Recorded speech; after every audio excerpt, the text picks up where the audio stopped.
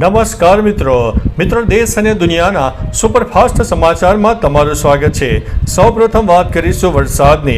24 કલાકમાં 141 તાલુકામાં વરસાદ નોંધાયો છે। રવિવારે સવારે 6 વાગ્યાથી લઈને સોમવારે સવારે 6 વાગ્યા સુધીમાં 141 તાલુકામાં વરસાદ પડી ગયો છે, જેમાં સૌથી વધુ જૂનાગઢના માંગરોળમાં 3.5 ઇંચ, જોડિયામાં 3.25 ઇંચ, તેમાં જૂનાગઢ શહેર, વાપી, ઉમરગામ અને ભચાઉમાં 2 ઇંચ કરતાં વધુ વરસાદ પડ્યો છે। અન્ય તાલુકાઓમાં પણ 1 અથવા તો 2 ઇંચથી ઓછો વરસાદ નોંધાયો છે।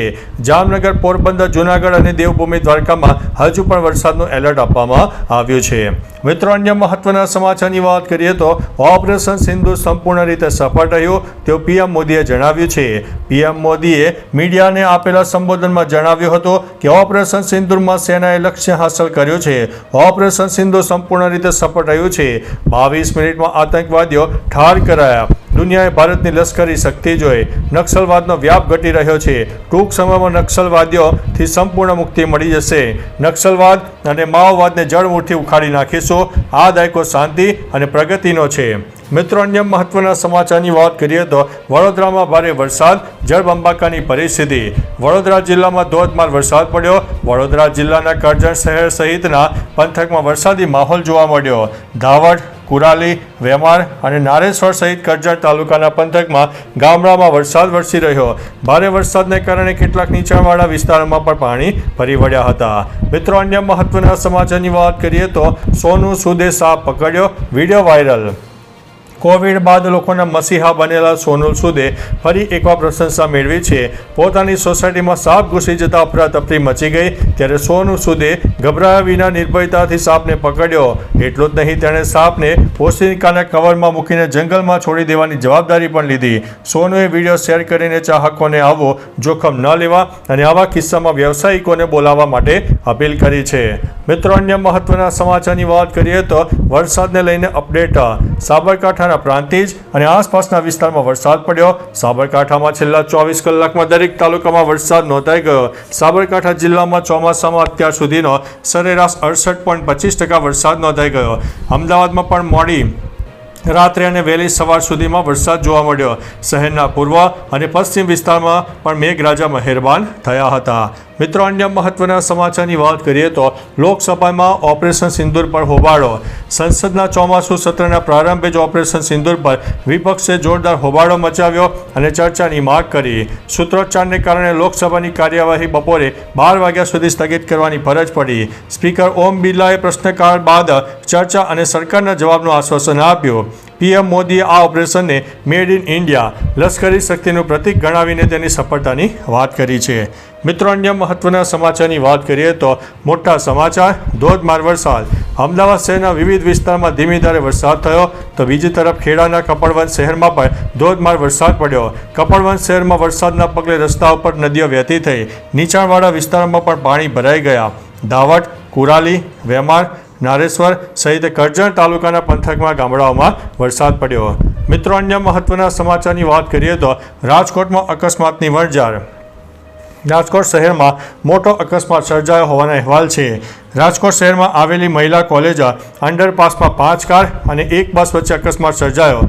એક સાથે 6 વાહનો અથડાવાને કારણે ટ્રાફિક જામ સર્જાયો હતો। આ અકસ્માતમાં કોઈ જાનહાનિના સમાચાર નથી। એક કાર ચાલકે અચાનક બ્રેક મારતા આ અકસ્માત સર્જાયો હતો। મિત્રો, અન્ય મહત્વના સમાચારની વાત કરીએ તો ભેસાણ શાળાના બાળકો સાથે દુષ્કર્મનો કેસ, જામીન નામંજૂર કરવામાં આવ્યા છે। વિસાવદરના ભેસાણ નજીક ખાનગી શિક્ષણ સંસ્થામાં બાળકો સાથે અભદ્ર કૃત્યના કેસમાં ગંભીર કેસમાં પ્રિન્સિપાલ કેવલ લખાત્રાણા અને ગૃહપતિ હિરેન જોશીની જામીન અરજી સેશન કોર્ટે નામંજૂર કરી છે। પોલીસ તપાસમાં સીસીટીવી ફૂટેજમાં અડપલાના સ્પષ્ટ પુરાવા મળ્યા છે। સરકારી વકીલે કહ્યું છે કે બાળકો હજુ માનસિક તકલીફમાં છે અને તેમના નિવેદનો લેવાના બાકી છે। આરોપીઓએ જામીન મળે તો તેવા પુરાવા નષ્ટ કરી શકે છે। મિત્રો, અન્ય મહત્વના સમાચારની વાત કરીએ તો ઓરિસ્સાથી ગુજરાત આવેલા 5 હત્યારા ઝડપાયા છે। સુરત ઓલપાડ પોલીસે પિતાના મિત્રની હત્યા અને પિતાને મૃત્યુ પામ્યા હતા તે બદલ 5 આરોપીઓની ધરપકડ કરી છે। મુખ્ય આરોપી કાલુચરણ પરિદા, જે ઓરિસ્સાનો વતની છે, પોતાના પિતાના મિત્રની હત્યા અને પિતાના જે મૃત્યુ થયું છે તે માટે તે બદલો લેવા ગુજરાત આવ્યો હતો. પોલીસે આરોપીઓ પાસેથી 2 દેશી કટ્ટા, 2 બાઇક અને 5 મોબાઈલ જપ્ત કર્યા છે. ઓલપાડ પોલીસે વધુ તપાસ હાથ ધરી છે. મિત્રો, અન્ય મહત્વના સમાચારની વાત કરીએ તો મધદરિયે જહાજમાં આગ, 3ના થયા છે મોત, અનેક લોકો થયા છે ગુમ. ઇન્ડોનેશિયાના ઉત્તર સુલાવેસી કેમ્પ બાર્સેલોમાં નામના પેસેન્જર જહાજમાં એક ભીષણ આગ લાગી. આ દુર્ઘટનામાં 3 લોકોના મોત થયા છે અને 100થી વધુ લોકો ગુમ થયા છે. જહાજમાં સવાર 280 મુસાફરોમાંથી લગભગ 150 લોકોને બચાવી લેવાયા છે, જ્યારે અનેક લોકો જીવ બચાવવા માટે પાણીમાં કૂદી પડ્યા. આગ લાગવાનું કારણ અજ્ઞાત છે. બચાવ કામગીરી પૂરજોશમાં ચાલી હતી. મિત્રો, અન્ય મહત્વના સમાચારની વાત કરીએ તો NRI ટાવરમાં દારૂ પાર્ટી. પોલીસે 3 યુવતી સહિત 5ને ઝડપી પાડ્યા છે.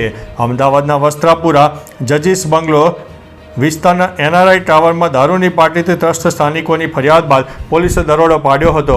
પોલીસે નશાની હાલતમાં 3 યુવતી અને 2 યુવકોને ઝડપી પાડ્યા છે. સેલવાસની એક યુવતીએ ભાડે રાખેલા ફ્લેટમાં આ પાર્ટી ચાલતી હતી. વસ્ત્રાપુર પોલીસે પ્રોહિબિશનનો ગુનો નોંધીને આગળની કાર્યવાહી હાથ ધરી છે. મિત્રો, અન્ય મહત્વના સમાચારની વાત કરીએ તો જૂનાગઢમાં મેઘતાંડવ, દામોદર કુંડ છલકાયો.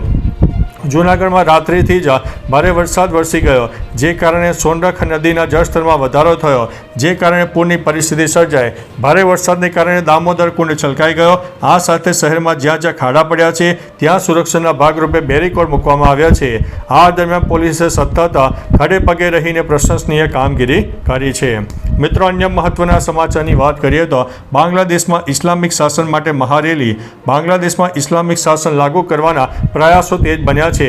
ઢાકામાં જમાતે ઇસ્લામીએ તેની પ્રથમ વિશાળ રેલી યોજી, જેમાં હિજત ઉલ તહરીર જેવા કટ્ટર સંગઠનો પણ જોડાયા. રેલીમાં ખુલ્લેઆમ જિહાદ જિંદાબાદ અને ઇસ્લામી બાંગ્લાદેશમાં કાફીરો માટે કોઈ જગ્યા નથી જેવા આતંક સમર્થિત સૂત્રોચ્ચાર થયા. શેખ હસીના સરકારે પ્રતિબંધિત કરેલી આ પાર્ટીને યુનુસ સરકારે છૂટ આપતા મોકળું મેદાન મળ્યું છે. મિત્રો, અન્ય મહત્વના સમાચારની વાત કરીએ તો CMને આવ્યા ચક્કર, હોસ્પિટલમાં કરાયા છે દાખલ. તામિલનાડુના મુખ્યમંત્રી MK સ્ટાલિનની તબિયત લથડી છે. તેમને હોસ્પિટલમાં દાખલ કરવામાં આવ્યા છે. એવું કહેવામાં આવી રહ્યું છે કે મોર્નિંગ વોક કરતી વખતે તેમને ચક્કર આવવા લાગ્યા. ત્યારબાદ તેમને હોસ્પિટલમાં દાખલ કરવામાં આવ્યા. તેમને ચેન્નઈની એપોલો હોસ્પિટલમાં દાખલ કરવામાં આવ્યા છે. તેમના વિવિધ ચેકઅપ પણ થઈ રહ્યા છે.